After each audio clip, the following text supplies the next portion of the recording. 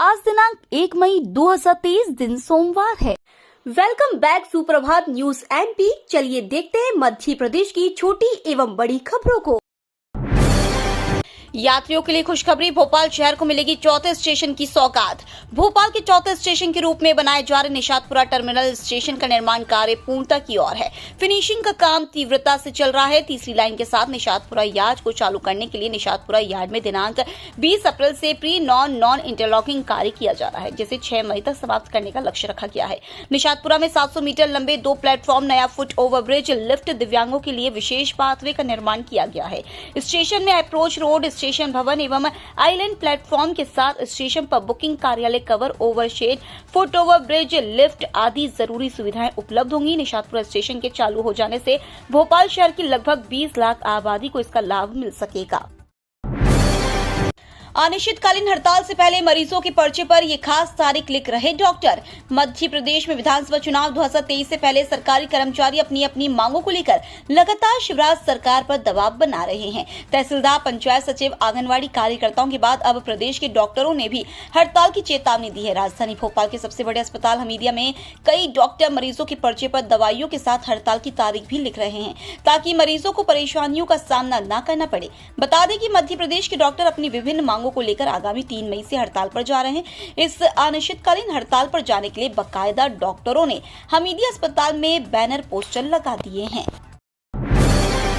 चुनाव से पहले कांग्रेस ने किसानों की इस मांग को बनाया बड़ा मुद्दा, गेहूं के समर्थन मूल्य बढ़ाने का अभियान।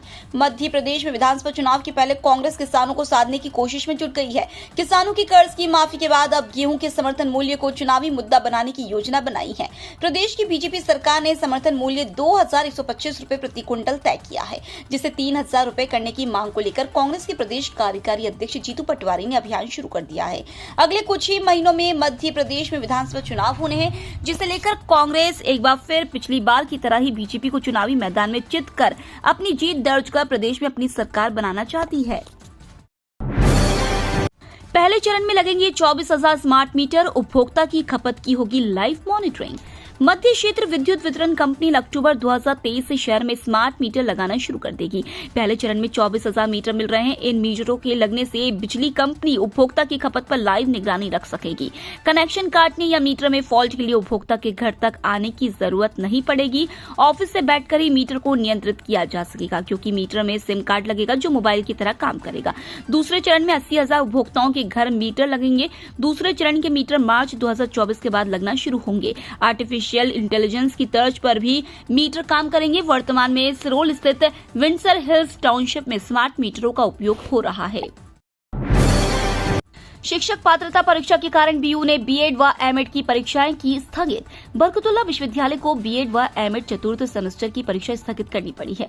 विश्वविद्यालय ने इस संबंध में अधिसूचना जारी कर दिया है, जहां बीएड व एमएड चतुर्थ सेमेस्टर की परीक्षा 6 मई से शुरू होने वाली थी। दोनों परीक्षाएं अगले आदेश तक के लिए स्थगित है। साथ ही एमएड की चतुर्थ सेमेस्टर की परीक्षा 9 मई से होने वाली थी। परीक्षा को भी स्थगित कर दिया गया है। इसमें करीब 11,000 विद्यार्थी शामिल होने वाले थे। दरअसल इन परीक्षाओं की विद्यार्थियों की मांग पर स्थगित किया गया है। 2 मई से माध्यमिक और प्राथमिक शिक्षक पात्रता परीक्षा आयोजित की जा रही है। ये परीक्षाएं 20 मई तक आयोजित होंगी। इस परीक्षा में कई परीक्षार्थी ऐसे हैं जो बीएड और एमएड की परीक्षा में भी शामिल होंगे।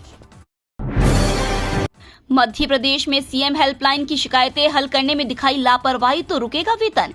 सीएम हेल्पलाइन की शिकायतों के निराकरण में लापरवाही बरतने वाले अधिकारियों का वेतन रोका जाएगा। हाल ही में मुख्यमंत्री शिवराज सिंह चौहान ने सीएम हेल्पलाइन की समीक्षा की थी। इनमें शिकायतों के निराकरण में निराशाजनक परिणाम देखने के बाद वे विभाग प्रमुखों पर नाराज हुए थे और इन प्रकरणों को सुलझाने में गंभीरता नहीं बरतने वाले अधिकारियों की वेतन वृद्धि रोकने को कहा था।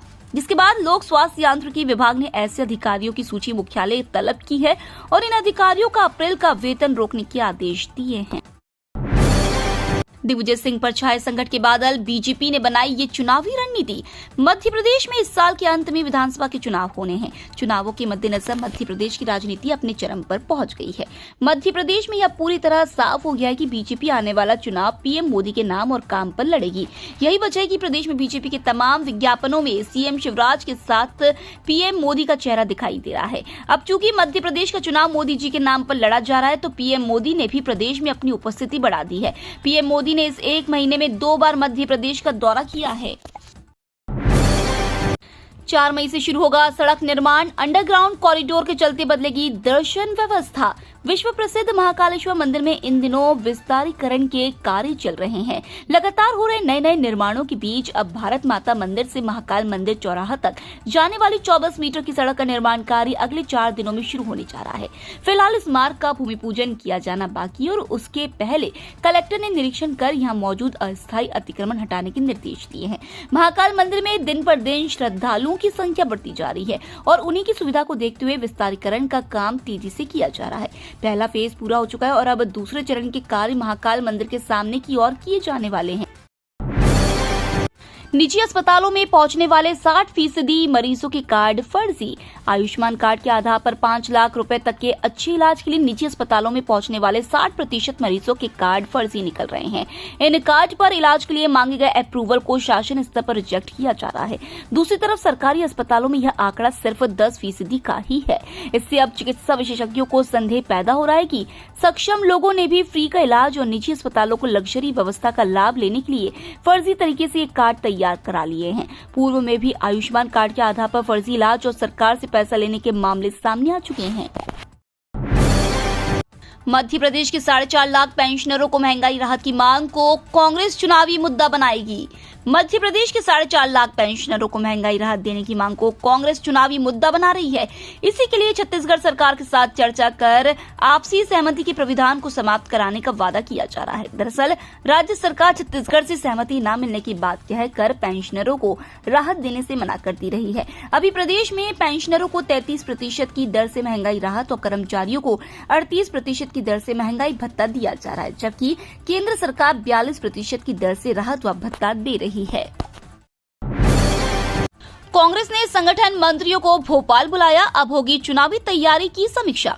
नवंबर में होने वाले विधानसभा चुनाव की तैयारियों की प्रदेश कांग्रेस आज सोमवार को समीक्षा करेगी।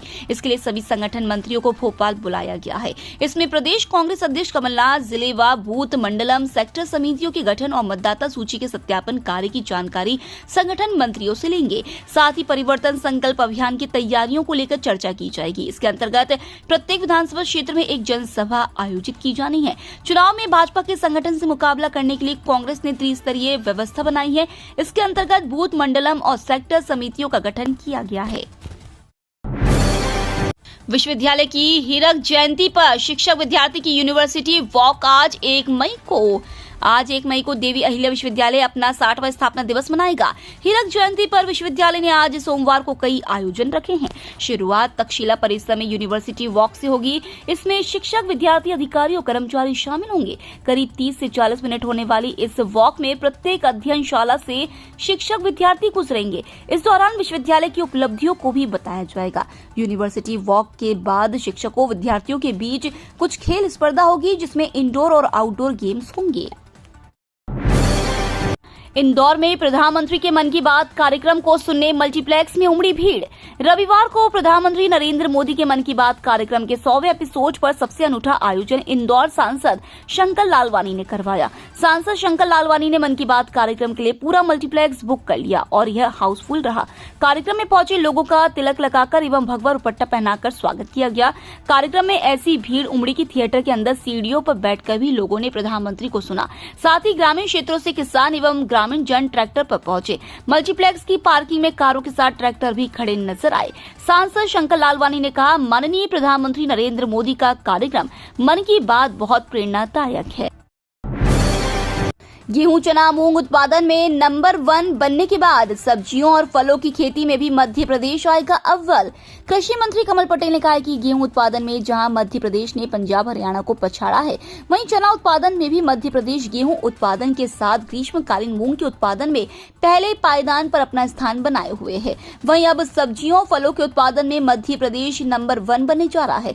मंत्री पटेल ने बताया कि इजरायली कंपनी और भारत सरकार के करार से हरदा जिले में खिरकिया तहसील की ग्राम पंचायत बारंगा के ग्राम बोनगांव झाजरी के बीच 105 एकड़ में सेंटर ऑफ एक्सीलेंस खोला जा रहा है। इजरायली तकनीक के सहयोग से इस सेंटर में सब्जियों और फलों के उच्च गुणवत्ता वाले बीज तैयार किए जाएंगे। किसानों को प्रशिक्षण देकर किसान भाइयों को सब्जियों और फलों की खेती करने के साथ उच्च गुणवत्ता वाला बीज दिया जाएगा। मध्य प्रदेश में मौसम ने ली करवट, गर्मी में तरबतर। मध्य प्रदेश में मानसून के आगमन पर पड़ेगा यह असर। मध्य प्रदेश के सभी जिलों में मौसम ने ऐसी करवट बदली कि सभी जगह हलचल मच गई। गर्मी के दिनों में मध्य प्रदेश बारिश की बौछार से तरबतर हो गया है। इसका असर आने वाले मानसून पर भी पड़ने वाला है। मौसम विशेषज्ञ अभी से अपनी अलग राय देते हुए सचेत कर रहे हैं। विशेषज्ञों का कहना है कि मौसम में आए बदलाव की वजह से मध्य प्रदेश में मानसून के आने में देरी हो सकती है। मध्य प्रदेश के मौसम विशेषज्ञ वैद प्रकाश सिंह ने बताया कि मध्य प्रदेश के सभी 52 जिलों में लगातार बारिश की खबरें आ रही हैं। सभी जगह बूंदाबांदी हो रही है। उन्होंने बताया कि अभी कुछ दिनों तक इस प्रकार के बदलाव की और भी खबरें आ सकती हैं। मौसम में आए बदलाव का असर आने वाले मानसून पर भी पड़ेगा। उन्होंने बताया कि मानसून एक हफ्ते आगे बढ़ने की भी उम्मीद अभी से जताई जा रही है।